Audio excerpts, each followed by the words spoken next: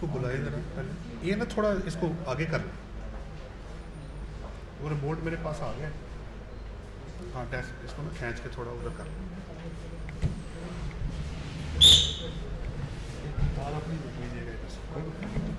ठीक है अभी थोड़ा सा और चलो बस ठीक हो गया। अच्छा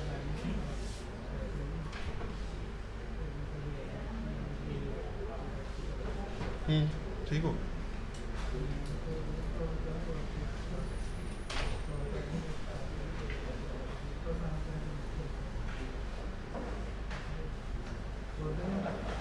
बिस्मिल्लाहिर्रहमानिर्रहीम। पहले आप सब दोस्तों को अस्सलाम वालेकुम वरहमतुल्लाहि वबरकातुहू। एज़ यूजुअल हम लोग कोशिश कर रहे हैं कि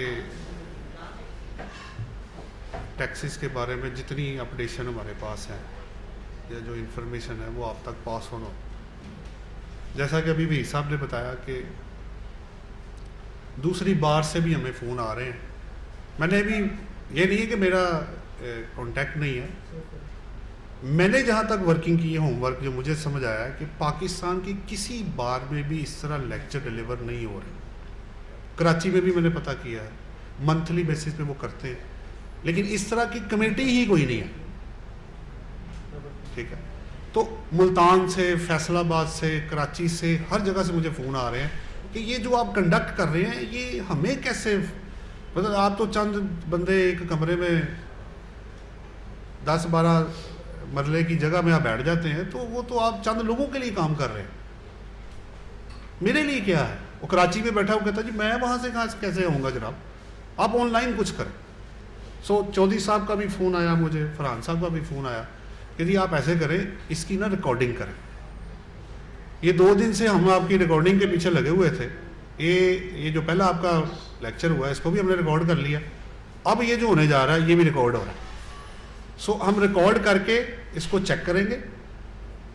उम्मीद है अगर कोई उसमें एरर नहीं है, इशू नहीं है, तो उसको हम अपलोड कर देंगे ताकि जो लोग यहाँ नहीं आए या जो लोग रिमोट एरियाज में हैं या दूर दराज जो भी आप कह लें, कराची जो भी बाहर हैं, तो हम देखिए काम तो हमने करना ही है।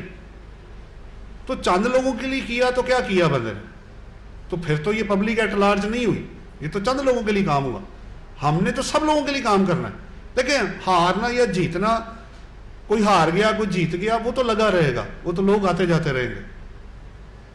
विनर वो बंदा है जो लोगों के दिल जीत गया, वो विनर है। वो आप हो सकते हैं, वो कोई भी हो सकता है।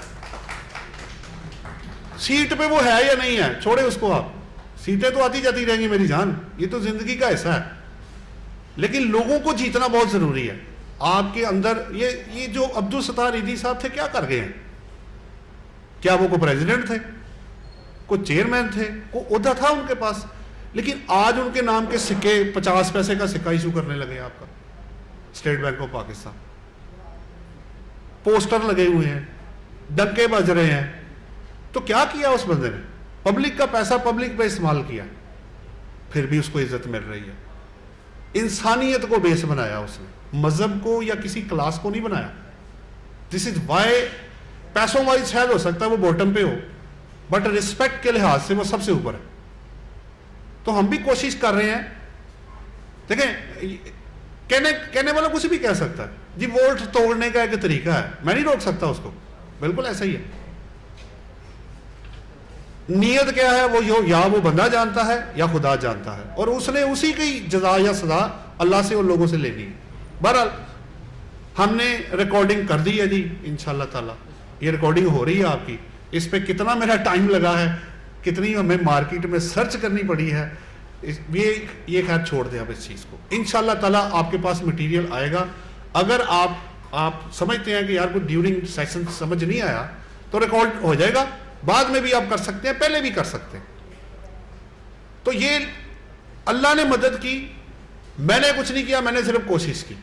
वो लोग आते गए, मैं करता गया, ये भी उसका एक पार्ट एंड पार्सल है। बहरहाल इनकम फ्रॉम अदर सोर्सेज जैसे पहले बात हुई थी हमने, अच्छा पहले मैं मेजर चीज़ पे आ जाऊँ फिर इनकम फ्रॉम अदर सोर्सेज पे आ जाता हूँ। 5 हेड्स ऑफ इनकम है जी। हमने पहला जो लेक्चर किया था आपको पता है वो इनकम फ्रॉम प्रॉपर्टी पे किया था। दूसरा हमारा ये जो होने जा रहा है ये इनकम फ्रॉम अदर सोर्सेज है। तीसरा आप नोट कर ले बिजनेस इनकम का। तीसरा और चौथा 2 आपको करने पड़ेंगे, इससे कम पे नहीं होगा। काफी लेंथी है वो बिजनेस इनकम, उसमें एसेट्स एंड डेप्रिसिएशन भी है, उसमें मेथड ऑफ अकाउंटिंग भी है, उसमें बिजनेस इनकम भी है, काफी कुछ है उसके अंदर। सो नेक्स्ट जो 2 आपके लेक्चर्स होंगे आपको बिजनेस इनकम पे दिए जाएंगे। मैं आपको एरिया भी डिफाइन कर दूंगा, मतलब आप लेंगे सेक्शन 18 से लेके 18, 19, 20 और उसके एडमिसिबल एक्सपेंडिचर जो होंगे वो 22 से लेके 25 तक सेक्शन, और फिर 26 से लेके आप 31 जो आपका पार्टिसिपेटरी रिजर्व वाले हैं वहां तक आप जाएंगे। सो नेक्स्ट 2 जो है वो मैंने आपको डिक्लेयर कर दिए, आप उसको देख लें ताकि आपको भी आसानी पैदा हो। नेक्स्ट अब वापस आ रहा हूं मैं जी इसकी तरफ, इनकम फ्रॉम अदर सोर्सेज की तरफ। इससे पहले कि मैं इसकी तरफ जाऊं थोड़ा सा आपसे शेयर करना ज़रूरी है। देखिए जैसे हमने पिछले लेक्चर में ये तय किया था, इस हेड में आने के लिए आपको पहले फर्स्ट 4 हेड्स को डीएक्टिवेट करना पड़ेगा। सेल टैक्स लॉ में सेक्शन 3 अवेलेबल है जो चार्जिंग सेक्शन है, जो ये बताता है कि सेल टैक्स चार्ज कैसे करना। इनकम टैक्स लॉ में 5 हेड्स ऑफ इनकम है जो बताते हैं कि आपने इनकम कैलकुलेट कैसे करनी। उस पर भी बाद में बात करेंगे, वो जब उसका वक्त आएगा उस पर भी बात करेंगे sale tax. So income tax law ने इनकम को 5 हिस्सों में डिवाइड कर दिया। रिपीट कर देता हूं, income from salary, income from property, income from business, capital gains and last and इसको रेजिड्यूरी सेक्शन भी कहते हैं। रेजिड्यूल जैसे आप जैसे नाम लेते हैं जो बच जाता है, तो जो पहले 4 हेड्स ऑफ इनकम में नहीं आएगा वो ऑटोमेटिक आपके 5th हेड ऑफ इनकम में फॉल करेगा। इसका मतलब ये हुआ कि इसमें आने के लिए पहले मुझे ये चेक करना है कि जो पहले 4 हेड्स हैं उसमें तो नहीं कहीं ये चला गया। मसलन अगर सैलरी आप रिसीव कर रहे हैं, अब आप कहें जनाब इसको लेके जाएं इनकम फ्रॉम अदर सोर्सेज में, वो कहेगा जी कैसी बातें कर रहे हैं आप, सेक्शन 12 डिफाइंड है, 13 है, 14 है, उसमें जाके पढ़ ले आप, ये इसमें कैसे आ गया। हाँ वेटर को सैलरी मिलती है बिल्कुल आएगी, लेकिन वेटर को जो टिप मिलेगी वो इधर आएगी, बिल्कुल सही है। जो जिस हेड से बिलोंग करेगा वो उसी के अंदर ही जाएगा। अच्छा इसमें इंटरेस्टिंग चीज है, कुछ लोग कहते हैं जी बाद में तो सब कुछ जमा ही करना है तो आप अलग अलग क्यों कर रहे हैं। इतना सिंपल नहीं है जितना नजर आया आपको। हर हेड को कैलकुलेट करने का तरीका मुख्तलिफ है। मसलन पहले भी मैंने बताया था सैलरी इनकम के अगेंस्ट आप एक्सपेंसेस नहीं क्लेम कर सकते, बिजनेस में है, कैपिटल गेन में भी है, अदर सोर्सेज में भी है, प्रॉपर्टी में तो मैं आपको पूरा डेमो दे चुका हूं। इंडिविजुअल और एओपी को नहीं मिलेगा, कंपनी को एक्सपेंडिचर अवेलेबल है। तो सबसे इंपॉर्टेंट पॉइंट तो मेरे लिए ये हो गया कि भाई साहब इसको पहले एक्टिवेट तो करो, बाद में करेंगे और क्या करना है। फिर वो आगे एफटीआर है यानी फाइनल टैक्स रिजीम में जाएगा, नॉर्मल टैक्स रिजीम में जाएगा या सेपरेट ब्लॉक ऑफ इनकम में जाएगा, वो तो बात की बात है। क्या आप जो इनकम डिक्लेयर कर रहे हैं वो इस हेड ऑफ इनकम में फॉल करता है, कैसे पता चला आप लोगों को। सो डिसेसिव पॉइंट पहला, फर्स्ट 4 हेड्स ऑफ इनकम को डीएक्टिवेट करना पड़ेगा। अच्छा अब सारे मिलके जैसे मैंने पहले कहा था, आप सोचे ये देखने में 5 है पर टेक्निकली सब कुछ है, इससे बाहर नहीं आप जा सकते। सॉरी, जैसे अल्लाह मियां ने एक जमीन और आसमान बना दिया ना, उसने कहा भाई इससे बाहर निकल, जरा बाहर नहीं निकल सकता बंदा यहां से। इसी तरह इनकम टैक्स लॉ ने 5 हेड्स ऑफ इनकम बता दिए। आप देखें आगे इनकम आपकी एग्जेम्प्ट है नहीं है वो बात की बात है, इनकम वो आपकी सारी ले गया, इवन के डीम्ड इनकम भी ले गया, लॉस ऑफ इनकम भी इनकम की डेफिनेशन में शामिल है। कोई भी इनकम आप मिलकर सोचें इन 5 हेड से, क्योंकि जो 4 में नहीं आएगा ऑब्वियसली वो 5th में चला जाएगा, तो कवर तो वो सारा कर गए। सो कहने की बात है कि ये 5 हेड्स ऑफ इनकम है, बट टेक्निकली ये सब कुछ है, इससे बाहर नहीं आप निकल सकते। यानी कल को कोई बंदा आके कहे और जनाब आपका कानून तो ऐसा, ये तो डिफेक्टिव है जी आपका कानून, इसमें लकूनाज है। जी क्या है, मैंने एक इनकम ऐसी कमाई है जो किसी भी हेड ऑफ इनकम में नहीं आती। मैंने कहा भाई नाम तो लो जरा, कौन सा नाम तुम कह रहे हो। तो उसको एस्केप का चांस इसके अंदर नहीं है कि आप कहें जी मैं ऐसा हेडिंग, ऐसी इनकम बता देता हूं जो कहीं टैक्सेबल नहीं होगा या वो आ ही नहीं सकता इनकम पे, तो वो वाली सिचुएशन तो उन्होंने खत्म कर दी। अब मैं वापस आता हूं, जो हमने अदर सोर्सेज के अंदर मेन हेडिंग्स पढ़नी है, सेक्शंस कौन से हैं, क्लॉजेज कौन कौन से हैं, आपको पता है मैं हर दफा एक चार्ट बनाता हूं, वो आपके सामने अभी आ जाता है। ये जी आपके पास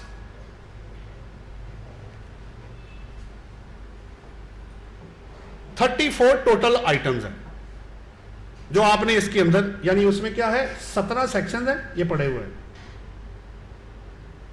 ये आपके 6 रूल्स हैं और 11 क्लॉजेज हैं, पार्ट 1 के 7, पार्ट 3 का 1 और पार्ट 4 के 3, ये नंबर उनके साथ दिए हुए हैं। सो टोटल मुझे 34 various section, rules and clauses पढ़ने हैं, तब आपकी इनकम फ्रॉम अदर सोर्सेज मेरे लिहाज से जो मैंने वर्कआउट किया है ये कवर होगा।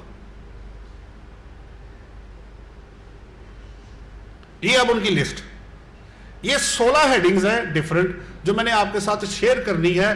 तो आप शुरू करेंगे अदर सोर्सेज से और पहुंच जाएंगे आप नीचे रिकॉर्ड्स एंड मेंटेनेंस के ऊपर। So different 16 different headings. आपको मटेरियल की टेंशन नहीं होनी चाहिए, ये आपके लिए ही है, अपलोड हो जाना है इसमें, एक आध दिन में इसको अपलोड कर दूंगा। आप सिर्फ यहां जो बैठे, मैं जितनी भी क्लासेस पढ़ाता हूं ना, किसी को लिखने कुछ नहीं मैं देता, लिखने नहीं मैं देता। आपने लिखना नहीं है, लिख दिया ना मैंने, यार इतनी मेहनत करके ये बनाया है, आपके लिए बनाया है जनाब, आपने सिर्फ समझना है।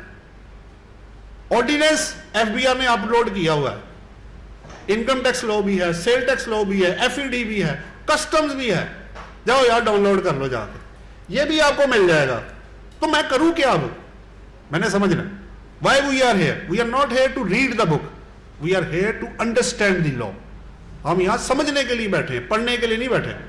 पढ़ना तो यार आपको आता है, अगर आप वकील बन गए तो पढ़ना भी ना आता हो तो ये पॉसिबल नहीं है। फिर आप कैसे वकील बन गए या मैं कैसे सीए कर गया? पढ़ने नहीं आए हम यहाँ पे जनाब, हम समझने आए हैं। तो 16 आइटम्स है मेरे पास डिफरेंट जगहों से जो मैंने इकट्ठी की। जैसे मैंने पहले क्या था, सेक्शन वाइज था, पिछला देखें आप, वापस आता हूं, ये सेक्शन वाइज उन्हीं की एप्लीकेशन मैंने आगे हेडिंग्स में बना ली। सो आप शुरू करेंगे अदर सोर्सेज से। अब करना क्या है, इससे पहले कि मैं ये सारी चीजें इसका कहते हैं पंडोरा बॉक्स में खोलूं, तो हम इसमें इनकम पहले डिटरमिन करेंगे।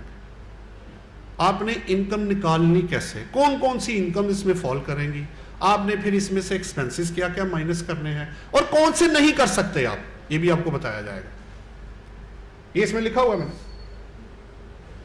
डिडक्शन अलाउड है, डिडक्शन नॉट अलाउड है, आपके पास आ जाएगा। फिर पाकिस्तान सोर्स और फॉरेन सोर्स जो आपकी अदर सोर्स होगा। फिर इसमें एग्जम्पशन है जो इनकम टैक्स ऑर्डिनेंस के सेक्शन में है। फिर सेकंड शेड्यूल जो पीछे मैंने आपको दिखाया, जो पार्ट 1, 3 और 4 के अंदर ऑथर्स हैं। ये सारे जितने भी पॉइंट्स हैं ये आपके इनकम फ्रॉम, अच्छा डायरेक्टली या इनडायरेक्टली वो इनकम फ्रॉम अदर सोर्सेज से आके कनेक्ट हो जाता है। कैसे होगा अभी मैं आपसे बात करूंगा। ये जी अब उनके जो सेक्शन है उनके नाम, जो चार्ट मैंने शुरू में आपको दिखाया है, ये आपको बुक में भी मेरी मिल जाएगा और ये वहीं से मैंने कॉपी की। ये पूरा चार्ट आपको बताएगा, ये उसी को पिछले को मैंने इस तरह प्रेजेंट कर दिया। ये जी पहली heading income from other sources.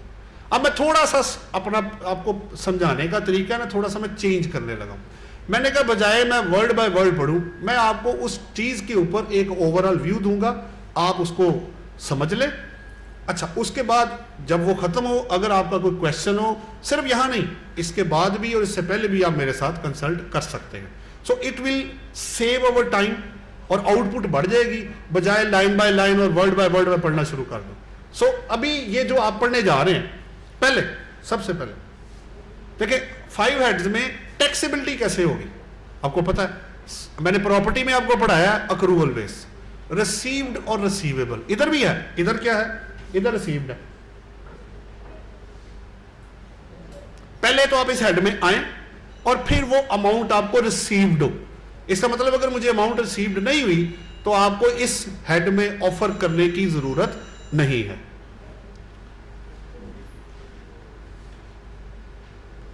फिर उसने साथ लिख दिया कि अदर हेड में फॉल ना करे, वो मैंने आपको पहले बता दिया। और फिर उसी तरह एग्जेम्प्ट इनकम, मैंने शुरू में पहले लेक्चर में कहा था तमाम 5 हेड्स इनकम में उसने शुरू में ये टैक्सेबिलिटी में लिख दिया अदर देन एग्जेम्प्ट अमाउंट। अगर आपको पांचों हेड में कोई चीज, जैसे आप सैलरी में गए तो मेडिकल अलाउंस आपने कहा जी सब्जेक्ट टू कंडीशन मेट करे, वो एग्जेम्प्ट है, ठीक है जी। आप बिजनेस इनकम में गए, आपने कहा जी आप सॉफ्टवेयर एक्सपोर्ट करते हैं, मेरे हाल 133 क्लॉज है, एग्जेम्प्ट है, अच्छा ठीक हो गया।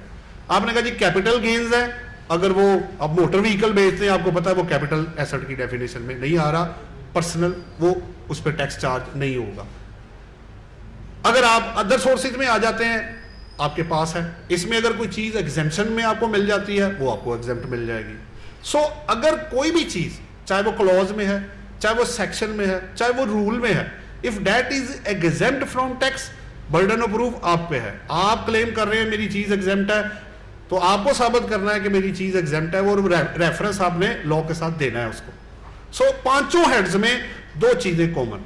नंबर 1, एग्जेम्प्ट इसमें टैक्सेबल नहीं है, और प्लस सैलरी के अलावा जितने 4 हेड्स हैं उनमें सेक्शन 21 इक्वली अप्लाई हो रहा है। यानी जो इनडिविजिबल एक्सपेंसेस हैं वो लिखा उसने बिजनेस के लिए 21 सेक्शन, बट वो है चारों के लिए। आप जाके उनके रेलिवेंट सेक्शन पढ़ेंगे, इसमें भी आ रहा है आगे, मैं आपको चीज दिखाता हूं।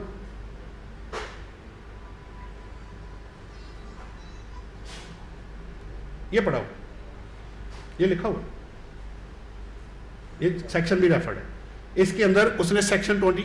अब आप कहेंगे सेक्शन 21 क्या है? वो एक्सपेंसेस जो आप बिजनेस इनकम के अगेंस्ट डिडक्ट नहीं कर सकते, बट वही लिमिटेशन प्रॉपर्टी इनकम पे भी है, मैंने पिछले लेक्चर में दिया था, वही इधर भी आ रहा है, और यही आपको कैपिटल गेन के अगेंस्ट भी मिलेगा। जब उनकी बारी आएगी ना, तो उसमें भी मैं आपको चेक भी करवा दूंगा।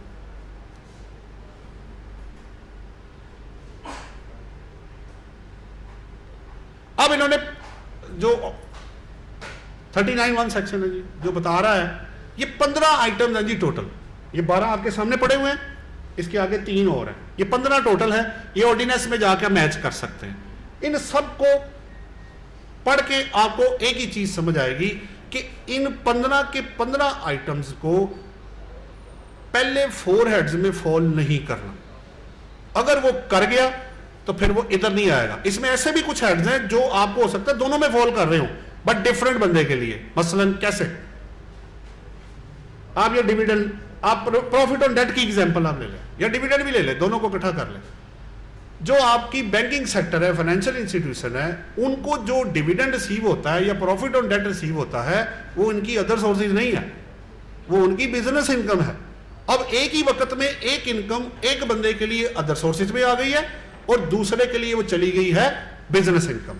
सो आपको ये चेक करना पड़ेगा आपका टैक्स पेयर कौन है, क्या वो बैंकिंग कंपनी है, और अगर उसको ये रिसीव होता है ये प्रॉफिट ऑन डेट या डिविडेंड, क्योंकि उनका काम ही यही है, वो यही करते हैं, इन्वेस्टमेंट करना, लैंडिंग एंड बोरिंग, और पैसा उन्होंने कहां से जनरेट, या सर्विस चार्जेस ले लेते हैं वो चाहे लोकर की शक्ल में है, चाहे वो डिपॉजिट की शक्ल में है, चाहे वो चेकबुक की शक्ल में है, चाहे वो अकाउंट मेंटेन करने की शक्ल में है, उन्होंने इनकम जनरेट कर लेगी।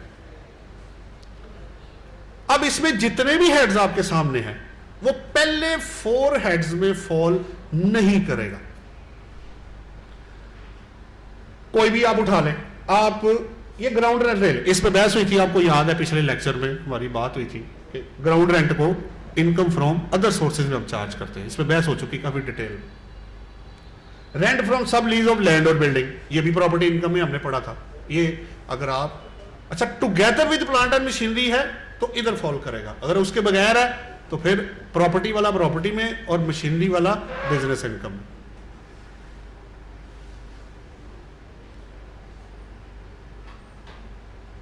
बोनस शेयर जी, जैसे मैंने कहा कि मैं फ्यू आपके साथ शेयर कर लूंगा, अब बाद में मेरे साथ पहले बाद में जो भी आपका सवाल होगा वो उसे कर लीजिएगा।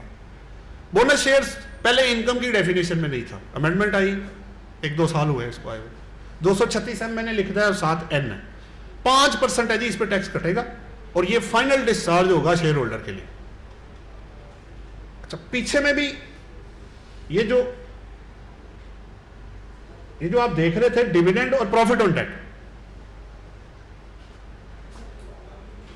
ये भी इंडिविजुअल के लिए सेपरेट ब्लॉक ऑफ इनकम में कवर्ड है। आता इनकम फ्रॉम अदर सोर्सेज में है, बट इसका ब्लॉक क्या है, सेपरेट है, उसके रेट्स उन्होंने डिफाइन कर दिए हुए हैं। तो बिजनेस इनकम में भी ऐसी है, कुछ इनकम मिनिमम टैक्स रिजीम में जाती है, कुछ नॉर्मल टैक्स रिजीम में जाती है, कुछ फाइनल टैक्स रिजीम में जाती है। ये केस टू केस वेरी करेगा।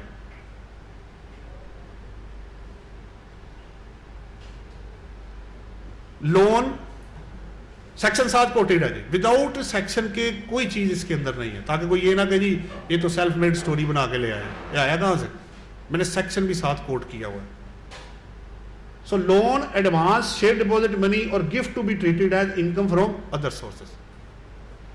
अगर इन चारों में से कोई भी अमाउंट आपने other than through cross cheque या अकाउंट से अकाउंट में ट्रांसफर ना हुआ, तो ये डीम्ड इनकम नहीं है, बट डीम्ड इनकम है।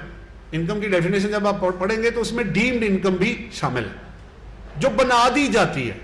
अब लोन तो इनकम नहीं होता ना, लेकिन अगर आप उसकी लीगल फॉर्मेलिटी पूरी नहीं करेंगे तो वो आपकी 111 में या 39(3) में जो रेलिवेंट सेक्शन है उसमें आपकी उसको डीम्ड इनकम बना के आपकी इनकम में ऐड करके।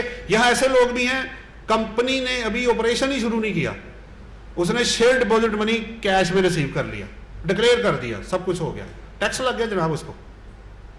और टैक्स कितना लगा, 26 मिलियन। उसको पड़ गई मुसीबत, उसने कहा जनाब ये किस तरह का कानून है, मैंने तो कुछ किया ही नहीं अभी तक, ना मेरी कोई रिसीट है, ना मैंने कुछ सेल की, ना मेरा कुछ कंप्लीट हुआ, उससे पहले ही आपने मुझे टैक्स लगा दिया। मैंने कहा भाई आपने जो शेयर डिपॉजिट मनी है ना वो सारी कैश में रिसीव करके डिक्लेयर की हुई है, और वो उसको 39(3) जो है और 4 वो हिट कर रहा है। कुछ जजमेंट्स इसकी फेवर में है, कुछ अगेंस्ट है, लेकिन अब चूंकि स्पेसिफिकली लॉ में लिखा हुआ है तो मजबूरी बन जाएगी। फिर आपको पता है लीगल पॉइंट पे तो फिर कुछ सुनता भी कुछ नहीं, भाई आपने तोड़ा ठीक है जी, सजा ले आप जज, मैं क्या करूं, अब क्या कर सकता हूं, कोई मदद नहीं मैं आपका कर सकता। 4 चीजें, लेकिन इसमें कुछ छूट है जी, रिलैक्सेशन दी है उन्होंने, कुछ 3 एक्सक्लूजन्स भी दी हुई हैं कि उन पे ये सेक्शन अप्लाई नहीं होगा।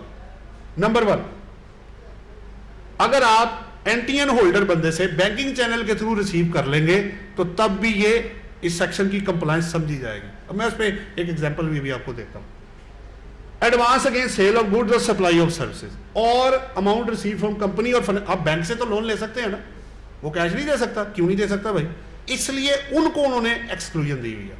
तो लेकिन इसमें अगर आप दो पॉइंट्स हैं, पहले मैं वो एग्जाम्पल आपको दे दूं। हमारे पास एक केस था, उसमें एक बंदा बाहर से आया, उसने कोई 30 लाख मेरा ख्याल है बेरर चेक आ गया उसके पास, तो हमने लिख भी दिया जी बेरर चेक रिसीव किया। तो उन्होंने क्वेरी मार्क की कि जी आप इसका मुझे ये चूंकि बेरर चेक है तो ये आपकी ये बिल्कुल एग्जैक्टली यही सेक्शन 39(3) ये आपको हिट हो रहा है, आपने क्रॉस चेक में नहीं लिया, इसलिए ये डीम्ड इनकम बना के हम आपको टैक्स लगाएंगे, इसका जवाब दें आप। और मैं बड़ा परेशान कि यार बंदा नया नया पाकिस्तान से यहाँ आया है, इसको कानून का पता नहीं है, इसको टैक्स लग गया तो सारी जिंदगी ये दुआओं की शक्ल में जो बददुआएं होंगी वो पीछा करती रहेंगी। अब करना क्या है उसको। खैर बुलाया उसको, मैंने कहा बैठो यार अब ये क्या है, तो कहता जी, मैंने कहा ये बेरर चेक लिया था, हाँ जी लिया था। तो मैंने कहा तुमने काउंटर से पैसे लिए थे जाके, कहता जी नहीं। मैंने कहा फिर क्या किया था, कहता जी वो बेरर चेक मैंने अपने अकाउंट में जमा करा दिया था। मैं कहा बस ठीक है, बैंक स्टेटमेंट ले आओ। ले आए हम लोग, प्रोड्यूस कर दी बैंक उनके सामने कि जी ये सेक्शन इसको हिट नहीं होता। कहता नहीं जी आपने खुद कहा था कि बेरर चेक है। मैंने कहा सर बेरर चेक था, जब बेरर चेक अकाउंट में जमा हो जाता है तो वो क्रॉस बन जाता है, देख लेना आप ट्रांसफर की एंट्री पड़ी हुई है, हमने कैश नहीं लिया काउंटर से, लिया हमने बेरर चेक है। तो क्रॉस चेक होता क्या है, वो अकाउंट में ट्रांसफर करता है, तो जब बेरर आप जमा करा देंगे तो वो ऑटोमेटिक क्रॉस हो गया ना सर। तो पहले तो वो परेशान हो गए ये क्या कह रहे हैं, मैंने कुछ भी नहीं सर, ट्रांसफर की एंट्री दिखा रहा हूं आपको, ये ले बैंक स्टेटमेंट में। वो जनाब उस बंदे को क्लीन चिट मिली और मैंने अल्लाह का शुक्र अदा किया कि भाई ये पहली दफा आया था तो मसला हो जाना था फिर बाद में। इसमें एक इंटरेस्टिंग जो चीज है, इसमें उन्होंने एडवांस तो लिख दिए, इसमें एडवांस अगेंस्ट कॉन्ट्रैक्ट्स नहीं लिखा हुआ, ये जरा आप नोट करें। वो गुड्स और सर्विसेज तो कवर कर गया, यानी मैं सेल ऑफ गुड्स और सर्विसेज के अगेंस्ट तो कैश ले सकता हूं, लेकिन अगर कॉन्ट्रैक्ट्स के केस होगा तो मुझे यहां मे बी उनकी इंटेंशन ये हो, मे बी किसी जजमेंट में ये सेटल डाउन हुआ हो, लेकिन इसकी प्लेन रीडिंग करके आपको ये समझ आएगा कि इसमें कॉन्ट्रैक्ट के अगेंस्ट एडवांस शामिल नहीं है। Profit on debt G of previous year अभी 39 ही चल रहा है जी, उसके हिस्से मैंने बनाए हुए। कहते हैं इकट्ठी लकड़ियों को तोड़ोगे ना तो अपना ही सर फटेगा, वो नहीं टूटेगी। तो लकड़ियों को अकेला अकेला करके तोड़ना था और वही मैं कर रहा हूं। मैंने लकड़ियां तोड़ तोड़ के उसको अलग कर दिया। अगर मैं इकट्ठा सब कुछ इंटरमिंगल करूंगा तो आप कहेंगे पता नहीं यार कहां से शुरू हुए और कहां खत्म कर दिया। 39 के हिस्से मैंने कर दिए, सब डिवीजन कर दी मैंने उसकी। अब ये क्या है, देखिए लो आपको ये बेनिफिट दे रहा है, अगर आपको एरियर प्रॉफिट ऑन डेट पिछले साल या सालों का रिसीव होता है नेशनल सेविंग स्कीम से, और आपको ये लगता है कि आपका टैक्स ज्यादा हो जाएगा, मैं क्लियरली मार्क, अगर तो टैक्स ज्यादा नहीं होता, पहले भी 10 था अब भी 10 है, फिर कोई परेशानी नहीं है, कोई इशू नहीं है। लेकिन अगर आपको ये लग रहा है कि ये प्रॉफिट ऑन डेट मेरी अदर इनकम में जाके, देखे ना एरियर सैलरी आप ले लेना, क्या करते हैं एरियर सैलरी की तरह एग्जैक्टली इधर वही है। आपको 4 लाख रिसीव हुई सैलरी, एक बात कर रहा हूं, आपको 6 लाख रिसीव नहीं हुई, आपने क्या कहते हैं बिलो टैक्सेबल लिमिट करके 0% करके रिटर्न फाइल कर दी। जब आप अगले साल गए तो पिछला 6 लाख और अगला 10 लाख वो इकट्ठा हुआ, आपको 16 लाख आ गया। जब 16 लाख आया तो एकदम स्लैब जंप हुआ, जाहिर बात है आपने स्लैब में जाना है। आपने कहा जनाब ये क्या बात हुई, ये इनकम तो रिलेट करती पिछले साल से, इसकी मेरी इनकम में ऐड करके मेरा स्लैब मुझे लगना था 10 लाख वाला, आपने लगा दिया मुझे 16 लाख वाला, तो ये तो ज्यादती है। टैक्स तो मैं देना चाह रहा हूं बट ज्यादा नहीं, पूरा मैं देने को तैयार हूं, पर ये गलत है कि आप इस इनकम में मेरी ऐड करने लगे। उसने कहा ठीक है यार तुम्हें मैं 2 ऑप्शन दे देता हूं, चलो ये भी, जिस मुल्क में लोग खुशी से टैक्स पे करने को नहीं तैयार, वहां पे तुम एरियर पे टैक्स पे करने आए हो, मैं तुम्हें 2 ऑप्शन दे रहा हूं, होनी नहीं चाहिए थी but they are giving to you. Number 1, या तो आप उसको करंट ईयर की इनकम में ऐड कर ले, टैक्स मुझे दे दे, और अगर आपको ये लगता है कि करंट में ऐड करने से वो ज्यादा हो रहा है तो जिस साल या जिन सालों से ये टैक्स ईयर से ये बिलोंग करता है उन सालों में जाके इसको ऐड करो, उसको दोबारा टैक्स को कैलकुलेट करो, जिस तरफ तुम्हारा टोटल टैक्स कम होगा यानी करंट के हिसाब से या प्रीसीडिंग के हिसाब से, वो मुझे जमा करा देना। ये आप पे छोड़ दिया उसे। और ये ऑप्शन जब आप लेंगे प्रीसीडिंग टैक्स ईयर में जाने की, आपको रिटर्न के साथ लिख के देना पड़ेगा, ये इन राइटिंग में। ये जी कुछ पॉइंट्स थे जो आपके ये एरियर सैलरी में भी एग्जैक्टली यही है। जब मैं सैलरी का चैप्टर आपको पढ़ाऊंगा उसमें एरियर सैलरी का ट्रीटमेंट आएगा, और प्रॉफिट और डेट का और उनका दोनों का ट्रीटमेंट सेम है कि अगर आपको टैक्स ज्यादा लग रहा है तो आप बजाय ज्यादा पे करने के उन सालों में जाके उसको ऑफर कर दें। अब मुझे डिडक्शंस कौन कौन सी माइनस करनी है, ये 4 हैं। इसमें भी एक प्रैक्टिकल केस है, वो मैं आपको इसके बाद में कोट करता हूं। अगर आप देखते हैं, नजर आ रहा है आपको, expenditure paid in deriving income from other sources, abbreviation है IFOS, ज़कात अंडर दी ज़कात एनुशन ऑर्डिनेंस, डेप्रिसिएशन और इन इनिशियल अलाउंस। ये कह के वो चुप हो गया। मैंने कहा जनाब ये तो सिर्फ 4 है, ये हो क्या रहा है, इनकम तो आप मेरी सारी ले गए। तो इसमें 2 पॉइंट्स इंपॉर्टेंट है जो देखने वाले हैं। पहले मैं आपको बताता चलूं, इनिशियल अलाउंस बिल्डिंग और प्लांट एंड मशीनरी दोनों पे अवेलेबल है। ये जो अदर सोर्सेज है ना, इसमें बिल्डिंग नहीं है। CA फाइनल में ये सवाल आ चुका है। ये नीचे देखें क्या लिखा हुआ है, ये प्लांट और मशीनरी। अगर आपने बिल्डिंग यूज की अदर सोर्सेज के लिए, उस पे इनिशियल अलाउंस नहीं आपको मिलेगा, लेकिन अगर बिजनेस में होंगे वहां आपको मिलेगा। एक तो ये की पॉइंट है। नंबर 2, ये जो पहला है ना, इसमें हमारा केस एक फाइट हुआ। हम लोगों ने अदर इनकम के case, entertainment, printing and stationery, rent सारे क्लेम कर लिए। नोटिस आ गया उधर से, उसने कहा जनाब ये क्या तमाशा बनाया हुआ है, अदर सोर्सेज लॉ आपको कह रहा है सिर्फ आप उसको, आप ये वाले 4 काम आपने तो पता नहीं क्या कुछ अंदर डाल दिया। मैंने कहा सर 1 मिनट, हमारी अदर इनकम के अलावा इनकम कोई नहीं है। अच्छा ठीक हो गया। फिर तो मैंने कहा देख ले आप यहां क्या लिखा हुआ है, to the extent which is expenditure paid in deriving income from other sources. तो आपका क्या ख्याल है, जो मैंने ऑडिट करवाया था वो किसके लिए कराया था? आप कह देना फिर लॉ में लिख दें, इनकम टैक्स लॉ में कि ऑडिटेड अकाउंट साथ आना जरूरी नहीं है। तो प्राइवेट लिमिटेड कंपनी ऑडिट कराया है, तो आप ऑडिटेड अकाउंट्स नहीं मांगेंगे मुझसे? क्या रूल्स में नहीं लिखा हुआ कि ऑडिटेड अकाउंट्स आपको देने हैं?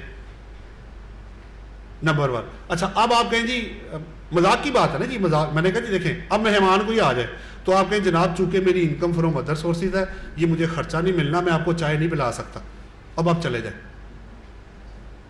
मैं कहा सर इसको पढ़े, इसको कोलेक्टिवली देखें, इंडिविजुअली ना देखें, क्योंकि इसके अंदर अगर आपको याद हो, अगर आप सेक्शन 18 जितने भी ऑर्डिनेंस, अच्छा ऑर्डिनेंस में इंटरेस्टिंग बात आपको एक बताता चलूं, इसके बाद अगले पे चले जाते हैं। जब हमने ऑर्डिनेंस को सर्च किया तो आपको audit fee, printing and stationery और इंप्लाइज की एंटरटेनमेंट, मीटिंग नहीं, आपको पूरे ऑर्डिनेंस में कहीं नजर नहीं आएगी। तो मैंने कहा भाई फिर तुमने ये एक्सपेंस क्लेम कैसे कर लिया? सेक्शन 18 में उन्होंने लिखा हुआ है, if the expenditure is Holi and exclusively for business purpose, आपने किया है जो स्पेसिफाइड है उनके अलावा आप ले सकते, जिसको लिमिटेशन हिट ना करती हो आप क्लेम कर सकते, कोई इशू नहीं है उसके अंदर।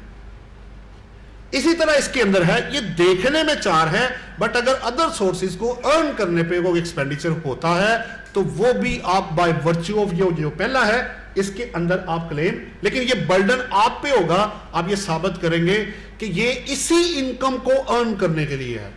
अगर वो किसी और इनकम के लिए हुआ, या पर्सनल हुआ, या कैपिटल एक्सपेंडिचर हुआ, वो आप इसमें, या 21 सेक्शन हिट कर गया, तो तब आप वो एक्सपेंडिचर इसमें से माइनस नहीं कर सकते। वो आगे आ रहा है, ये ले, ये वो 3 अदर किसी इनकम को अर्न करने पे हुआ, 21 सेक्शन हिट कर गया, या कैपिटल एक्सपेंडिचर। अगर आप थोड़ी सी मेमोरी घुमाएं तो यही लिमिटेशन प्रॉपर्टी इनकम में भी थी, थोड़ा सा आपको आप वापस रिवाइव कर लेना, तो यही लिमिटेशन उसने प्रॉपर्टी इनकम पे भी लगाई हुई है कि इसको, अब तो खैर एक्सपेंडिचर चूंकि मिलने, लेकिन कंपनी को लगेगी, कंपनी जब एक्सपेंडिचर क्लेम करेगी प्रॉपर्टी इनकम, उसको यही लिमिटेशन उसने हिट कर देनी कि भाई ये तुम इसमें से माइनस नहीं कर सकते। 21 की मसलन एक एग्जांपल बना लेते हैं, ये वाले सैलरी वाली है, आपको पता है 21 सेक्शन में ये लिखा हुआ है, अगर आप एक एम्प्लॉय की सैलरी 15,000 पर मंथ है, एक महीने में एक बंदे की तनख्वाह अगर 15,000 रुपए से ज्यादा होगी तो वो थ्रू क्रॉस चेक या बैंकिंग चैनल के थ्रू जाएगा। और अगर आपने ये कैश में किया, या ऑब्वियसली बैंकिंग चैनल आप यूज नहीं कर रहे हैं, तो फिर आप वो एक्सपेंस सैलरी वाला क्लेम नहीं कर सकते, डिसअलाउ हो जाएगा। ये उनमें से एक मैं आपको बता रहा हूं जो 21 के अंदर है। फिर टैक्स ना काटने की वजह से भी इनएडमिसिबल होगा, फिर सपोर्टिंग डॉक्यूमेंट ना हुआ तब भी इनएडमिसिबल हो जाएगा 174 सेक्शन में।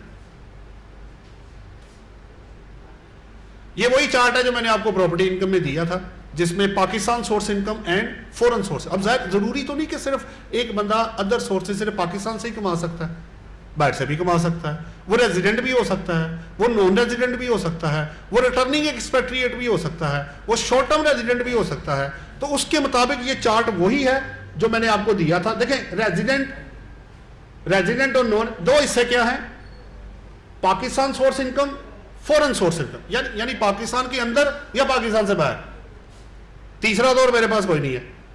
अब उसको क्या किया कि रेजिडेंट नॉन रेजिडेंट दोनों की पाकिस्तान सोर्स इनकम टैक्सेबल है, 11 का 5 और 6 सेक्शन रेफर्ड है साथ। Foreign source income non resident की पाकिस्तान में टैक्सेबल नहीं है, इधर पड़ा हुआ है, बाकी रेजिडेंट है वो टैक्सेबल है। फॉरेन सोर्स इसके साथ, ये चार्ट इसके साथ है, ये इसके साथ है, बाकी दो बचे। ये एग्जैक्टली वही हैं जो मैंने आपको प्रॉपर्टी इनकम में पढ़ाए थे कि अगर आपकी अदर इनकम आती है और अगर आप ये कंडीशन मेट कर देते हैं तो आपकी फॉरेन सोर्स इनकम क्या हो जाएगी, वाइड सेक्शन 50 एंड 51।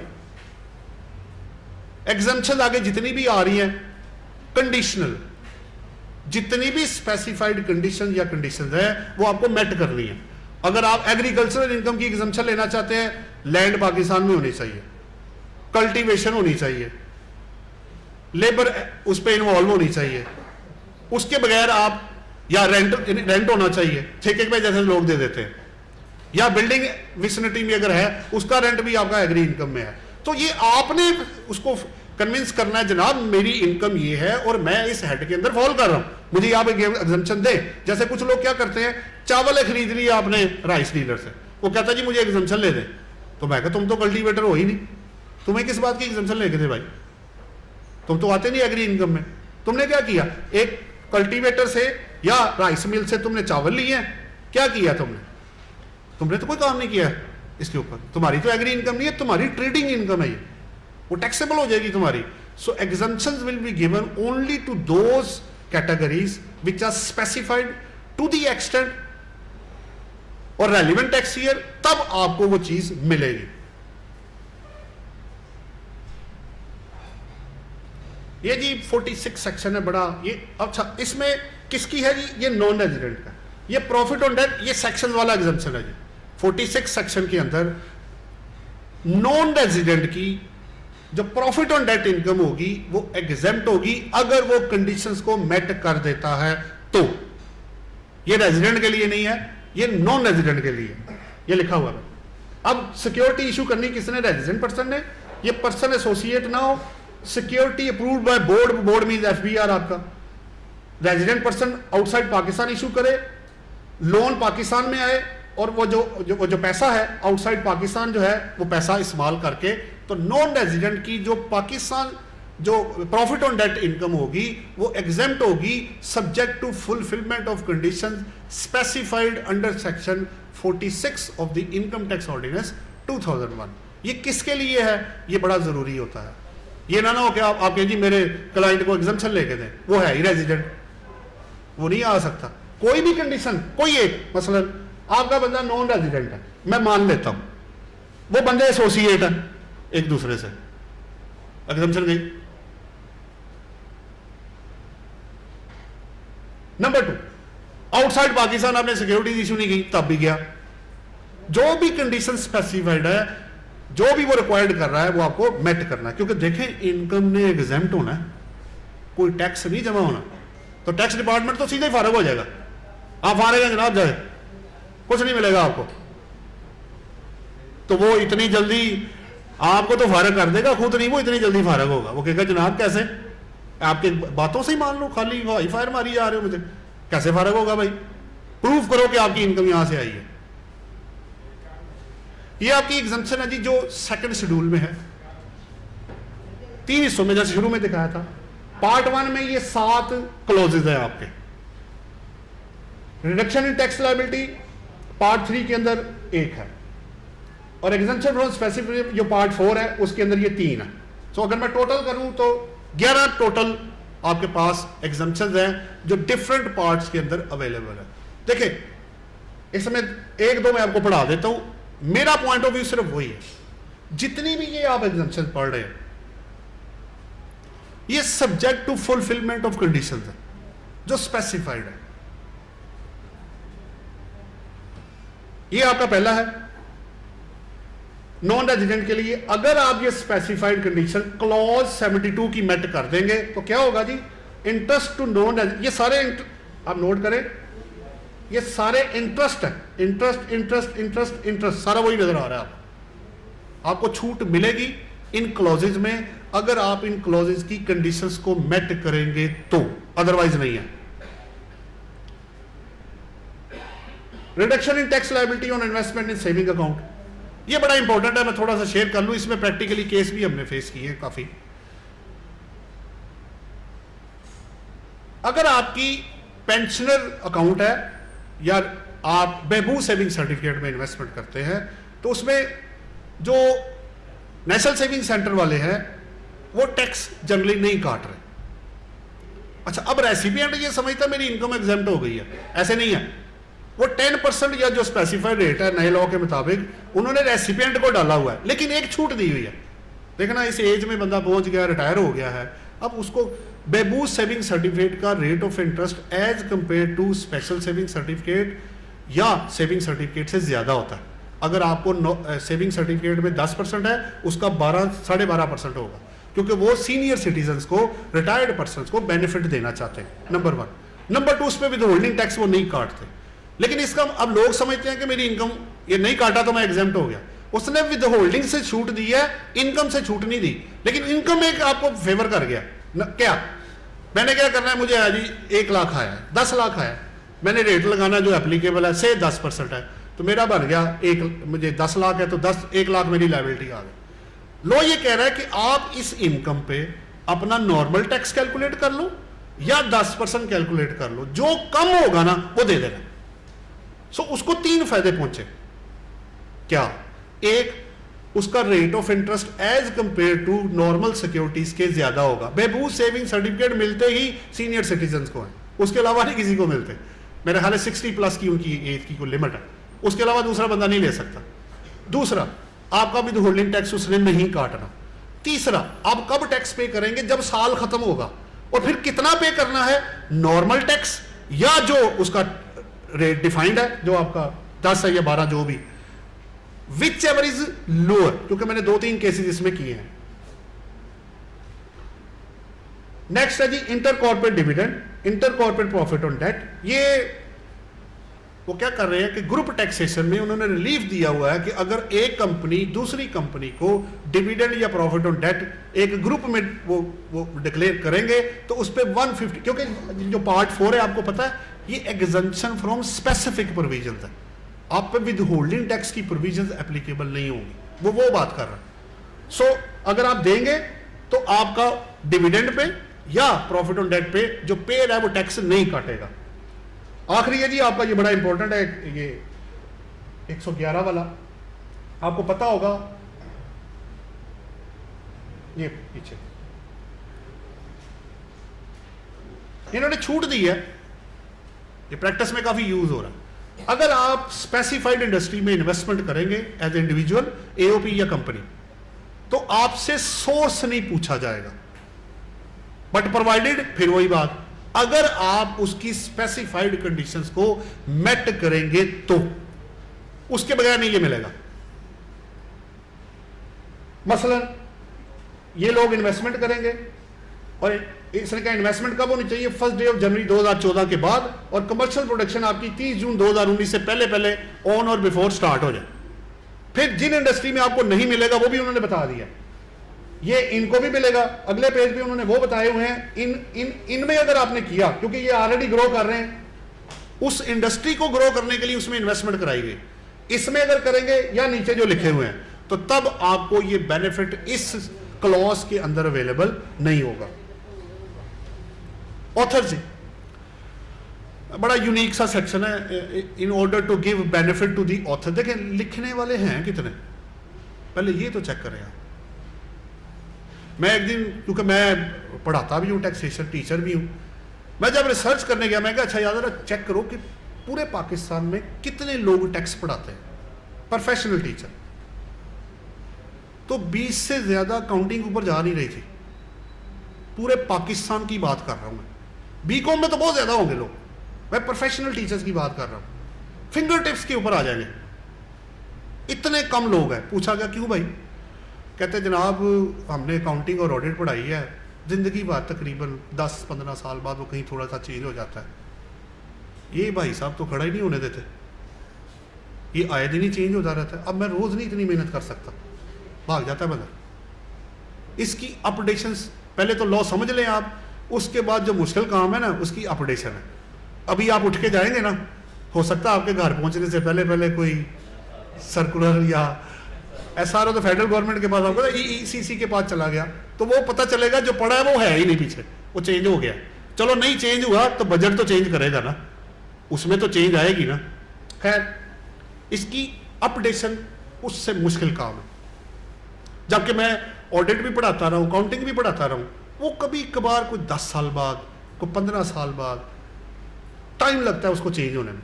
बहरहाल ऑथर जी, ऑथर्स को फैसिलिटेट करने के लिए उन्होंने कहा यार देखो अगर कुछ कंडीशंस हैं, अगर तुम वो मेट कर दो तो जो पैसे तुम रिसीव करोगे ना हम उसको तोड़ के तुमसे टैक्स ले लेंगे, बजाय ये कि तुम इकट्ठे पे पे करो।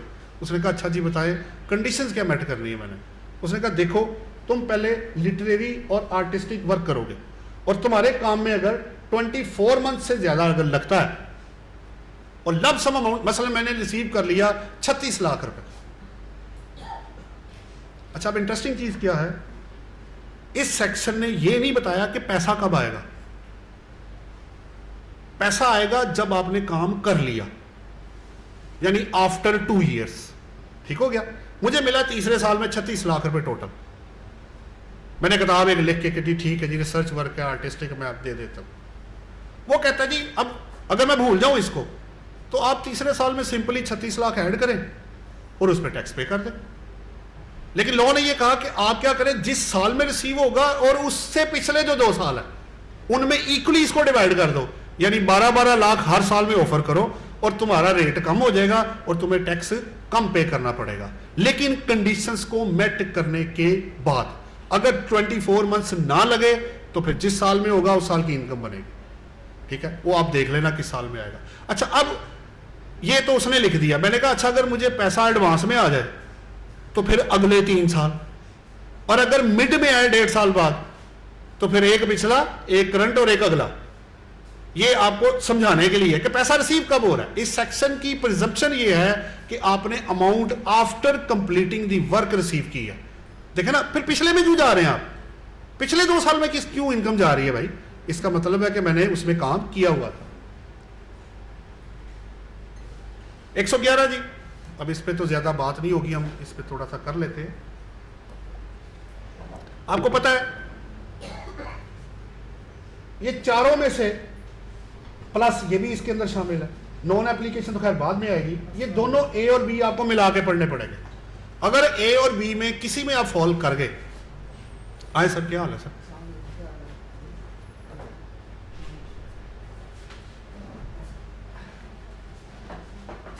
चार क्या है जी, अगर आपने की अमाउंट क्रेडिट हुई है बुक्स में, इन्वेस्टमेंट की है आपने, वैल्यूएबल आर्टिकल आपके पास है, एक्सपेंडिचर इनकर्ड हुआ है, या आपने इनएक्यूरेट पर्टिकुलर्स सेपरेशन ऑफ आपकी प्रोडक्शन सेल्स है, या receipt liable to be taxed है, और आपने जो एक्सप्लेनेशन दी है या तो वो रिजेक्ट हो गई है या पार्टली उन्होंने रिजेक्ट कर दी है, या यानी पहले मैं यानी जैसे आप इशारा काटते हैं तो क्या किया भाई मैंने कसूर, भाई जी आपने इशारा काटा। इस सेक्शन में आने के लिए पहले वो डिफॉल्ट आपको साबित करना पड़ेगा कि जनाब मैंने डिफॉल्ट क्या किया, क्या गलती की मैंने, क्या कंसील किया है। प्लस अगर आपके पास कोई इन्वेस्टमेंट है तो उसकी वैल्यू आपने फेयर मार्केट वैल्यू से हटा दी है, उसके मुताबिक नहीं आ रही। अगर इनमें से किसी में आप फॉल कर गए तो 111 सेक्शन में वो आपकी इनकम बना के आपको, इनकम कौन सी, अदर सोर्सेज, वरना इसको पढ़ने की जरूरत नहीं थी। चूंकि इसका कनेक्शन अदर इनकम से लग जाता है इसलिए इसको बीच में शामिल किया हुआ है। फिर इसमें आपको पता है बोर्ड के पास पावर भी है, प्लस वो जो फॉरेन एक्सचेंज आपको पता है जो आपकी बैंकिंग चैनल के थ्रू पैसा आएगा, इनकैशमेंट का सर्टिफिकेट आप बैंक से लेकर देंगे, तो उस सूरत में फिर इस पे तो पता नहीं सदियां हो गई हैं, कितने साल गुजर गए हैं, लोग क्रिटिसिज्म कर रहे हैं कि इस सेक्शन पे कोई लिमिटेशन लग जानी चाहिए और अमाउंट की लिमिट लगा दे, $10,000 कर दे, $1,00,000 कर दे। उनकी अपनी मजबूरी है, वो ये कहते हैं यार अगर ये हमने इसको बंद कर दिया ना तो जो वाइट हो रहा है वो भी नहीं होगा, फिर प्रॉब्लम शुरू हो जाएगी हमारे लिए। सो हमें बड़ा फायदा लेने के लिए छोटे नुकसान करने पड़ते हैं। तो 3-4% में आपका 6% के अंदर वाइट हो जाता है, ब्लैक मनी सारी आपकी, इसके वो लोग ही एतराज कर रहे हैं। जिस मुल्क में 3-4-5-6% देके वाइट हो जाए तो 25 या 30% कौन टैक्स देगा, क्यों देगा? वो आपने तो खुद उसको सहूलत दी हुई है। वो कहते पर यार हमारी भी तो मजबूरी है ना, हमने भी तो पैसा इकट्ठा करना है ना, हम किधर जाए, उसकी अपनी मजबूरी है, आपकी अपनी मजबूरी है। एग्री इनकम वाला जी थोड़ा सा मैं शेयर करता चलूं, इसके अंदर है। वैसे एग्रीकल्चरल इनकम सेक्शन 41 में एग्जेम्प्ट है, बिल्कुल एग्जेम्प्ट है, कोई लिमिट भी नहीं है। 111 में एक लाइन मैंने बतानी है तो ये मेरा एरिया कवर हो जाएगा। उन्होंने ये कहा है, फर्ज करें मैंने एग्रीकल्चर इनकम डिक्लेयर की 10 लाख रुपए, मैंने कहा जी मेरी एग्जेम्प्ट है, आप तो जाएं, मैंने उसने कहा ठीक है। तो taxation officer, commissioner in revenue obviously power जो डेलीगेट करते हैं असेसमेंट की अपने नीचे टैक्सेशन ऑफिसर को, उसके पास ये पावर ये अवेलेबल है। वो आपसे पूछेगा कि इसका प्रोविंशियल टैक्स किधर है। अगर तो आपने 10 लाख पे प्रोविंशियल टैक्स दे दिया तो फिर तो इनकम टैक्स लॉ में सेक्शन 41 में ये चीज एग्जेम्प्ट है, एग्जेम्प्ट ही रहेगी। बट अगर आपने प्रोविंशियल टैक्स ना दिया, 111 के अंदर उन्होंने ये नीचे ऐड किया हुआ है कि जितना टैक्स आप वहां पे नहीं करेंगे या पूरा नहीं पे करेंगे, टू दैट एक्सटेंट 111 सेक्शन में एग्रीकल्चरल इनकम को इनकम फ्रॉम अदर सोर्सेज बना के उस पर टैक्स लगा देंगे। ये है इस वक्त कानून आपके पास 111 के अंदर। सो एग्री इनकम डिक्लेयर करते वक्त जरा ज़हन में रखिएगा कि क्या प्रोविंशियल लॉ का जो इनकम टैक्स है वो आपने जमा कराया हुआ है कि नहीं जमा कराया हुआ। अच्छा, एक और बात, अगर आपने इधर इनकम टैक्स दे भी दिया तो उधर माफी फिर भी नहीं आपको मिलनी, वो उधर ही रहेगा, वो आपको फिर भी देना है। तो फिर बेहतर ये है उसको पेमेंट कर दें, यानी प्रोविंशियल अथॉरिटी को पेमेंट कर दें, ताकि आपको इधर की एग्जम्पशन, क्योंकि बाद में फिर आप रिफंड मांगते फिरेंगे। और रिफंड की क्या सूरत हाल है इस बजट प्रपोजल में, वो भी शामिल है कि आप लोगों को दे दें, आपकी मेहरबानी। अब तो कहते हैं ना, मिनते तरलों में लोग आ गए हैं कि यार आपके गोडे गिट्टों को हाथ लगाते हैं, तुम्हारी मेहरबानी है। जो जेन्युइन टैक्स पेयर है, जो उसका बजट खराब हुआ है, उसको पैसे काइंडली आप रिलीज कर दें। वादे बहुत हुए हैं, वफा कुछ नहीं हुआ। कुछ हुआ है आपको पता है, पीछे इन्होंने पार्टली रिलीज किया।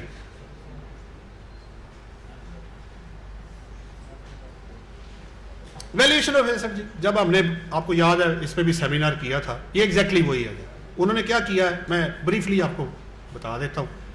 आपको पता है अब एफबीआर ने अपने रेट्स डिफाइन कर दिए, मोस्टली बड़े शहरों के, अब 30 हैं या कितने मुझे अब भूल गया, जो भी स्पेसिफाइड है उन्होंने कर दिए। अब आपने क्या करना है, उसने क्या करना है और आपने क्या करना है। कुछ स्पेसिफाइड है, कुछ नॉन स्पेसिफाइड है, लेकिन स्पेसिफाइड के अंदर भी वो नीचे ये लिख गया है कि अगर आपके एग्रीमेंट टू सेल में और डॉक्यूमेंट से ये पता चल जाता है कि आपने ज्यादा पे चीज ट्रांजैक्शन की है और हमें आप कम शो कर रहे हैं, तो वो आपको फेयर मार्केट वैल्यू पे ले जाएगा। ये उन्होंने 68(4) के अंदर भी अमेंडमेंट की है और 228 रूल के अंदर भी कर दी।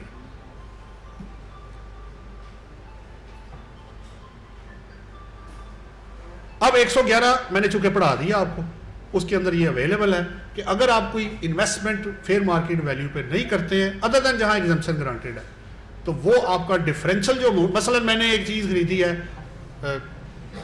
मैंने कहा जी मैंने 50 लाख की प्रॉपर्टी ली है, अज्यूम कर रहा हूं, लेकिन है वो 1 करोड़ की। एफबीआर का रेट भी मैंने कहा 50 लाख है, मैंने उसी हिसाब से कर दिया, लेकिन एग्रीमेंट टू सेल 1 करोड़ का है। तो आपके सामने 111 पड़ा हुआ है, उसको हिट हो गया, वो साबित हो गया जनाब आपने तो 1 करोड़ के लिए। आपको सीवीटी भी उस पर लगेगा, क्योंकि आपने प्रोविंशियल अथॉरिटीज को भी टैक्सेस उसी पे देने हैं, यानी क्या कहते हैं आप, डीसी रेट या आपका actual price, whichever is higher. ये प्रोविंशियल लॉ में भी यही है और इनकम टैक्स लॉ के अंदर भी यही है, विच एवर इज हायर पे आएगा। मेरे पास प्रेजेंटली केस है, उन्होंने कहा जी क्या करें, मैंने कहा जी बेहतर यही है आप फेयर मार्केट वैल्यू पे आ जाए। वो जी 3% देके फाइनल डिसाइड, मैं कहा 3% तो हो जाएगा, पर एग्रीमेंट टू सेल तो 1 करोड़ का है। गलत देखे, गलत डॉक्यूमेंट, फेक डॉक्यूमेंट बना देने से लॉ की कवरेज नहीं मिलेगी, आपको लॉ के मुताबिक चीज बनानी पड़ेगी। आप लॉ आपका ताबे नहीं है, आप उसके ताबे हैं, यानी हम सब उसके ताबे, हमें उसकी बात सुननी पड़ेगी। ये वैल्यूएशन के आगे तरीके हैं, उस पर मैं अभी नहीं, इससे रिलेटेड नहीं है। फॉरेन टैक्स क्रेडिट दी, अब जैसे आपको पता है मेरी पाकिस्तान सोर्स इनकम भी है, फॉरेन सोर्स इनकम भी, तो आपने उधर भी टैक्स दे दिया, तो उस इनकम पे आपने अभी पढ़ा कि रेजिडेंट को दोनों इनकम पे टैक्स देना है। तो एक इनकम पे आपने खुद ही 73 सेक्शन में कहा हुआ है कि एक इनकम पे 2 दफा टैक्स चार्ज नहीं होगा। तो फिर इसलिए उस इनकम पे आपको क्या, देखिए नॉन रेजिडेंट की तो फॉरेन सोर्स इनकम टैक्सेबल ही नहीं है पाकिस्तान में, वो उनका कानून जाने, वो पाकिस्तान के एम्बिट से बाहर है। 11, 5 और 6 क्लियरली लिखा हुआ है, रेजिडेंट के लिए दोनों income, PSI and FSI, Pakistan source income, foreign source income. तो नॉन रेजिडेंट के लिए क्या, ओनली पाकिस्तान सोर्स इनकम। करना क्या, करना यह है, उस मसलन मेरी अदर इनकम पाकिस्तान में है 10 लाख, मेरी फॉरेन सोर्स इनकम है 6 लाख, खर्चे माइनस करने के बाद 16 लाख में मैं टैक्स कैलकुलेट करूंगा पाकिस्तान का। वो जो 6 लाख मुझे बाहर से आया है, उस पे मैं एवरेज रेट निकालूंगा पाकिस्तान का टैक्स कितना बनता है उस 6 लाख पे, और मैं बाहर कितना दे के आया हूं। दोनों में से जो कम होगा, मसलन पाकिस्तान में 16 लाख पे बना, अज्यूम कर लेता हूं मैं, आपका बन गया 2 लाख रुपए। 2 लाख में जो 6 लाख का हिस्सा है वो 40,000 रुपए है, लेकिन जो मैं बाहर टैक्स दे के आया हूं वो मैं 50,000 दे के आया हूं, तो इस टोटल टैक्स में से 2 लाख में से पाकिस्तान का टैक्स जो कि 40,000 बना, या बाहर का टैक्स जो कम होगा वो आप माइनस करेंगे। उसकी वजह यह है, एक्सेस माइनस किया तो हो सकता है आपका रिफंड आ जाए, तो जनाब पैसे तो आप उसको दे के आए हैं और रिफंड मुझसे मांग रहे हैं, तो वो प्रैक्टिकली टेक्निकली वो नॉकआउट हो जाएगा, वो इसलिए लोअर अमाउंट का आपको टैक्स क्रेडिट मिलेगा। देखे ना, आपने यहां 40 दिया, वहां मैं 50 दे के आया हूं, तो अगर मैं आपको 50 का क्रेडिट दूं तो आप तो 10,000 का रिफंड मांगने चले जाएंगे, भाई पैसे वापस करें। वो कहेगा भाई उसको दिया उधर जाओ, यहां नहीं हम मांगेंगे, ये लोअर आप माइनस कर लो।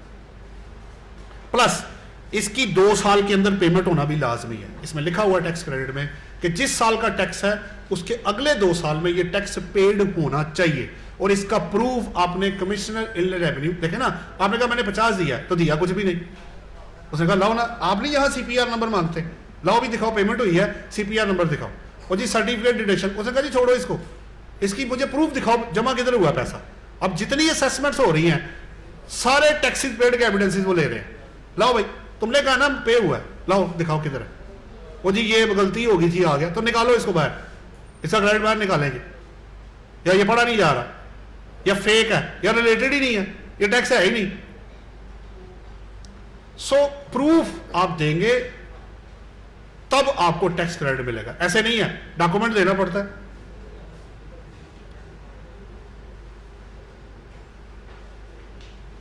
ये उसके से रिलेटेड रूल है जिसमें उन्होंने डिफाइन किया हुआ है कि आपको कैसे कैलकुलेट करके आप आगे जाएंगे। ये वो फॉरेन टैक्स क्रेडिट के बारे में मैंने बात की आपके साथ। आप एप्लीकेशन देंगे, जब आपने फॉरेन टैक्स क्रेडिट मांगना है लिख के वर्किंग बना के, जैसे आप एरियर सैलरी या गोल्डन हैंड शेक का कंप्यूटेशन बना के ऑफर करते हैं, उसी तरह इसकी भी कैलकुलेशन आपको साथ देनी पड़ेगी। सेट ऑफ लॉसेस, देखिए 5 हेड्स ऑफ इनकम है, सैलरी के अलावा अब प्रॉपर्टी इंडिविजुअल और एओपी, उसमें भी लॉस नहीं हो सकता। लॉस कब होता है? जब आपके एक्सपेंसेस एडमिसिबल आपकी इनकम से एक्सीड कर जाते हैं। सो इसका मतलब ये हुआ कि मुझे कैपिटल लॉस भी हो सकता है, मुझे स्पेकुलेशन लॉस भी हो सकता है, मुझे इनकम और अदर सोर्सेज में भी लॉस हो सकता है, मुझे फॉरेन लॉस भी हो सकता है। अदर सोर्सेज का क्या है? अगर आपको अदर सोर्सेज में लॉस है तो आप सैलरी और प्रॉपर्टी के अलावा जहां एडजस्टमेंट आपकी अवेलेबल है, इसकी दूसरे हेड के अगेंस्ट आप कर सकते हैं। इसकी लाइफ लेकिन 1 साल है, इसका लॉस आप कैरी फॉरवर्ड नहीं कर सकते, परमिशन नहीं है।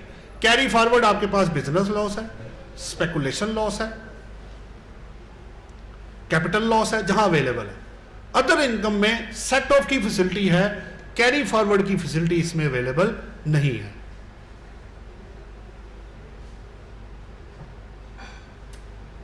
फॉरेन लॉसेस बड़ा वेल नोन सेक्शन है जी। अगर फॉरेन लॉस की का प्रिंसिपल एग्जैक्टली वही है जो बिजनेस लॉस का है। बिजनेस लॉस का प्रिंसिपल फॉरेन लॉस में लेकिन लिमिटेशन एक एक्स्ट्रा लगी हुई है। फॉरेन लॉस सेट ऑफ भी अपने ही हेड के अगेंस्ट होगा, यानी फॉरेन सोर्स इनकम के अगेंस्ट, और कैरी फॉरवर्ड करके भी इसने एडजस्ट अपने ही हेड के अगेंस्ट होना है। इसको आप पाकिस्तान, एक ना सीए में सवाल आया, उसने क्या किया, एक बना दिया पाकिस्तान सोर्स इनकम, एक बना दिया फॉरेन सोर्स इनकम। चक्कर वो ये दे गया कि फॉरेन सोर्स से आ रहा था लॉस, अब जिसने तो टोटल किया वो तो फंस गया अंदर। जब आप इंडिविजुअली कैलकुलेट करेंगे कि पाकिस्तान सोर्स इनकम आ गई है और फॉरेन लॉस आ गया है, इसकी एडजस्टमेंट नहीं आप कर सकते, आपस में अवेलेबल नहीं है। So foreign loss foreign income के अगेंस्ट जाएगा, सेट ऑफ भी उसी के अगेंस्ट होगा, और कैरी फॉरवर्ड करके एडजस्ट भी उसी के अगेंस्ट होना है उसने। डिडक्टेबल अलाउंसेस, आपको याद है उसमें ज़कात, WPPF वर्कर वेलफेयर फंड है। अदर इनकम में तो ऑप्शन नहीं है WPPF वर्कर वेलफेयर फंड की। सो इसके अंदर आपके पास ज़कात है, लिस्ट पहले देख लें। Deductible allowance for profit on debt और deductible allowance for education expenses. यानी देखिए डिडक्टेबल अलाउंस है क्या, आप अपनी, अगर आपको याद हो इनकम की डेफिनेशन है हेड वाइज आप इनकम कैलकुलेट कर लें, उनको जमा करें तो आपके पास आ जाएगी टोटल इनकम। टोटल इनकम में से जो डिडक्टेबल अलाउंसेज हैं वो आप माइनस कर दें और एग्जेम्प्ट इनकम माइनस कर दें तो आपके पास आ जाएगी taxable income. So you have 3 definitions, income, total income, taxable income, ये तीनों अलग अलग है, इनको मिक्स नहीं करना आपने। सो आपने अपनी टोटल इनकम में से डिडक्टेबल अलाउंसेस को माइनस करना है और एग्जेम्प्ट इनकम को, सेक्शन 9, 10, 11 है इकट्ठा आप पढ़ लीजिएगा जाके, उसमें लिखा हुआ है इनकी definition plus detail. So total income में से मैंने सिंपली माइनस करना है ज़कात, WPPF वर्क। अच्छा, इसमें दो जो इंपॉर्टेंट पॉइंट है, ये जो दो है ना आपके, ये 64A और ये 64A भी, चक्कर ये है क्योंकि जब बजट में पीछे जब कमेंट्री बनाई थी हम लोगों ने, ये इसकी ना FBR से एक मिस्टेक हो गई है। वो मिस्टेक क्या, वो मैं आपको बता देता हूं। आप पढ़ क्या रहे हैं डिडक्टेबल अलाउंस, और वो जो सेक्शन है ना वो टैक्स क्रेडिट में पड़े हुए हैं, डिडक्टेबल अलाउंस में नहीं है वो अगले जो दो है। सो उनकी ग्रुपिंग एरर हो गया उससे, है वो डिडक्टेबल अलाउंस, देखें नाम क्या है, ये देखें क्या लिखा हुआ है, डिडक्टेबल अलाउंस, लेकिन पढ़ा कहां हुआ है 64A, और ये हिस्सा है टैक्स क्रेडिट का। सो ग्रुपिंग एरर हो गया उनसे, बाकी चीजें ठीक है। सो डिडक्टेबल अलाउंस पढ़ते वक्त 60A, 60B, 60 जो आप पढ़ेंगे इनको भी साथ मिला के पढ़ लीजिएगा, ये ग्रुपिंग एरर हुआ है। सो आपको वहां पे वो नहीं नजर आएगा, लेकिन वो दूसरी जगह पे पड़ा हुआ है। जैसे अगर आपको याद हो तो एग्जम्पशन जो खत्म की थी, तो कुछ उन्होंने फर्स्ट शेड्यूल में शिफ्ट कर दी है, कुछ उन्होंने आपके सेक्शंस के अंदर डाइवर्ट कर दी हैं, और कुछ तो उन्होंने डिलीट कर दी। सो मैंने ज़कात अंडर दी ज़कात अनुसार ऑर्डिनेंस माइनस होगा। ये तीनों आप इतना माइनस कर सकते हैं कि आपकी टोटल इनकम 0 से कम ना हो। बाकी अजान हो जाए तो फिर बात करते हैं।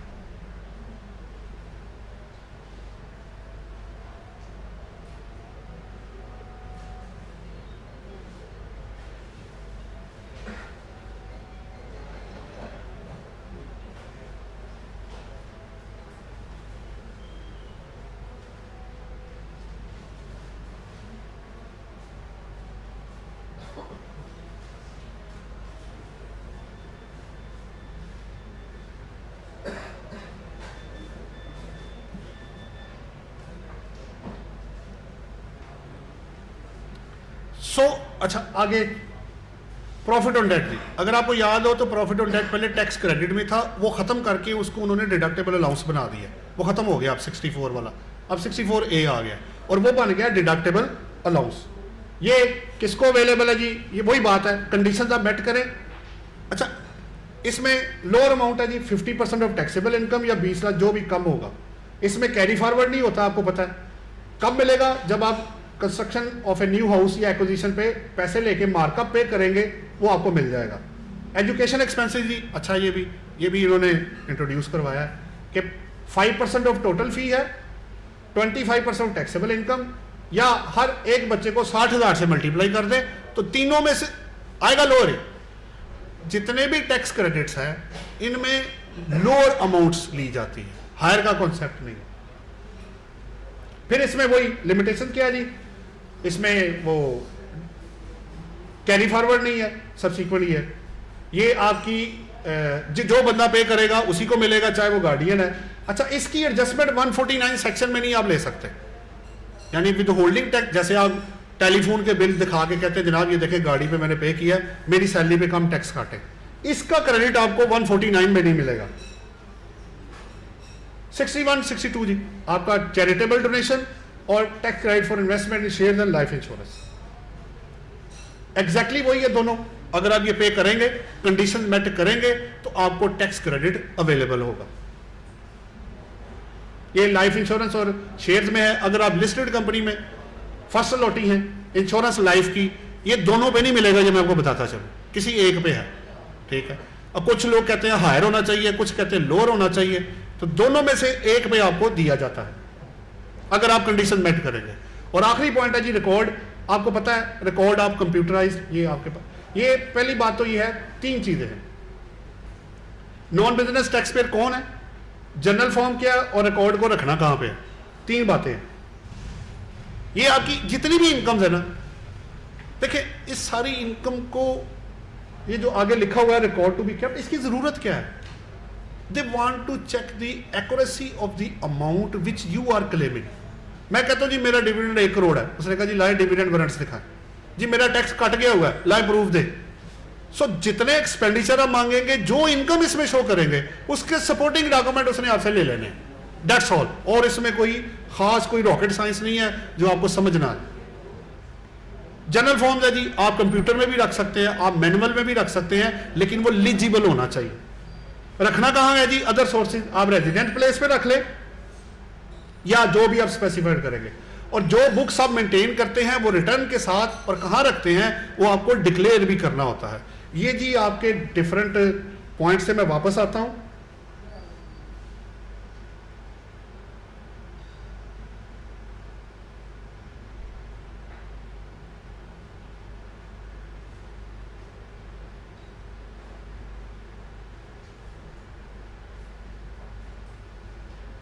ये था, यहां से आपने शुरू किया था। अब अगर आपके ज़हन में कोई सवाल आता है, if you want to ask any question, तो मैं हाजिर हूं आपकी खिदमत। जी सर।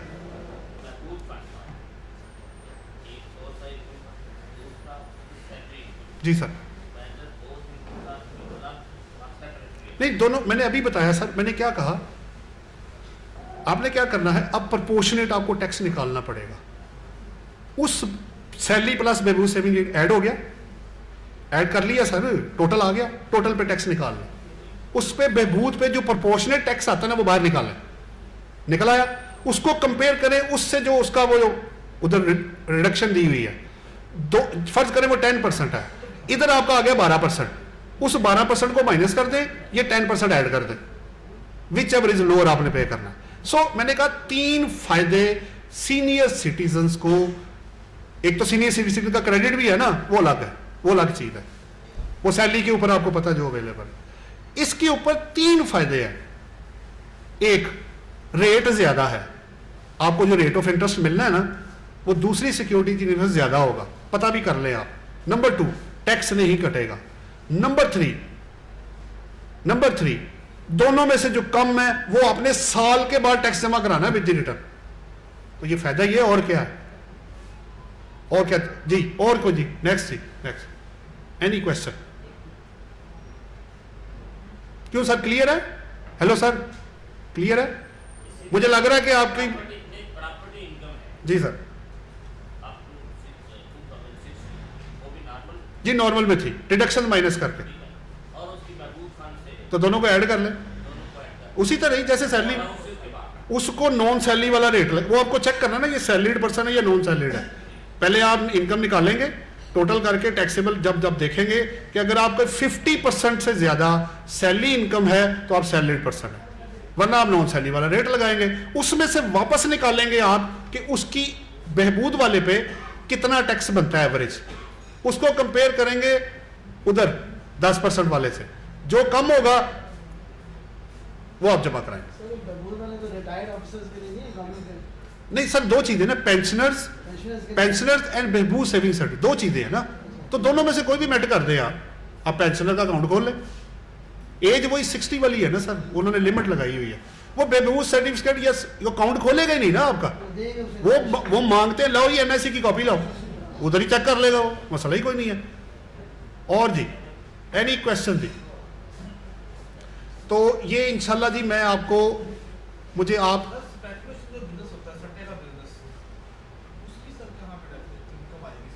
देखिए, पता क्या है, स्पेकुलेशन इज ए सेपरेट, जो आपकी है ना बिजनेस इनकम, उसके 2 हिस्से होते हैं, स्पेकुलेशन एंड नॉन स्पेकुलेशन।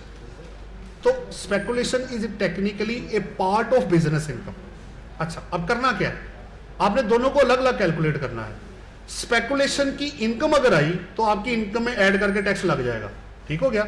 लेकिन अगर स्पेकुलेशन का लॉस आया तो वो उसकी एडजस्टमेंट आपको नहीं मिलेगी, वो स्पेकुलेशन इनकम के अगेंस्ट एडजस्ट होगा और कैरी फॉरवर्ड भी आप कर सकते हैं अगले 6 साल के लिए।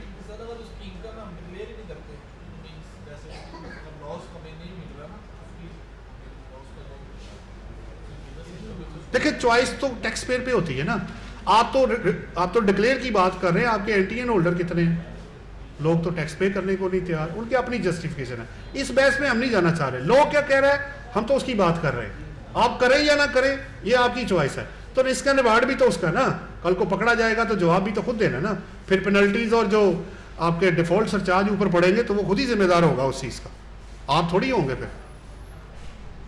जी जनाब, तो ये मैं मटेरियल जी इंशाल्लाह मुझे आप सिर्फ पहले तो नोट कर लें जी, next business income next Thursday को, और उसके बाद एसेट्स एंड डेप्रिसिएशन, बिजनेस ही चलेगा वो।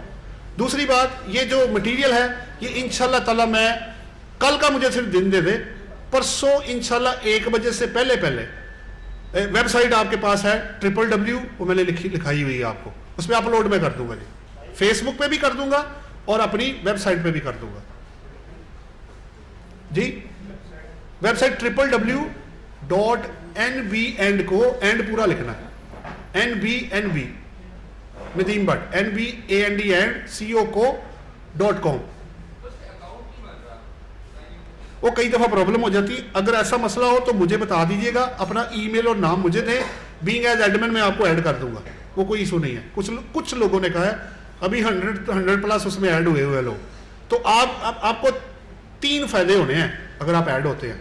आपको बुक फ्री हो जाएगी, आपको अपडेट्स फ्री आएंगे, आपको ये भी आपके पास पहुंच जाएगा। ये फ्री है जी, इसमें कोई कंसिडरेशन वाला कोई कॉन्सेप्ट नहीं। Thank you very much ji.